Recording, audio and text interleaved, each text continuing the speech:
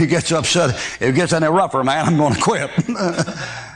But your generation, a lot of you was raised to quit every time. Don't you know why the divorce rate is 1 out of 2? Don't you know why it is? Because the generation that keeps coming up has been taught when things get hard, quit. So they quit. I believe when a fellow stands there and says, for better, for worse, till death you do part, that means for better or for worse, is what it means. Now, I suppose you married to somebody that don't mean that. Suppose you married to somebody who says, well, yeah, I took the vow, but things have changed.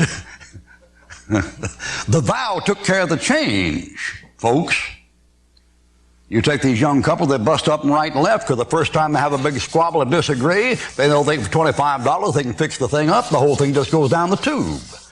You know, I've seen in my school every year, some guy stand up by the pulpit and take out that diploma and say, he may be 35 years old and say, now I know this diploma doesn't mean much. And he's right, it doesn't. We're not credited or certified or nothing, we're never going to be.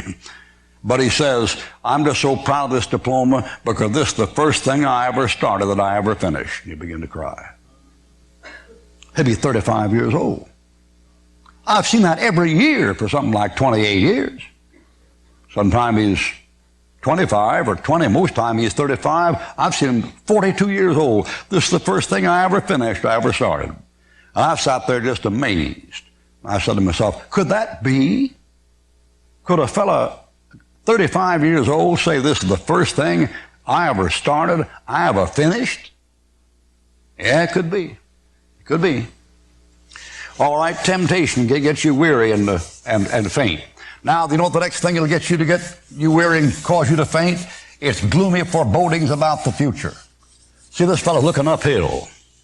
He's seeing all the obstacles up there. He's thinking how far he's been and how far he has to go. And his eyes out there in the future, and he's worrying about what's going to take place out there. Folks, with the way this world is going right now, you can worry yourself into an insane asylum worrying about the future.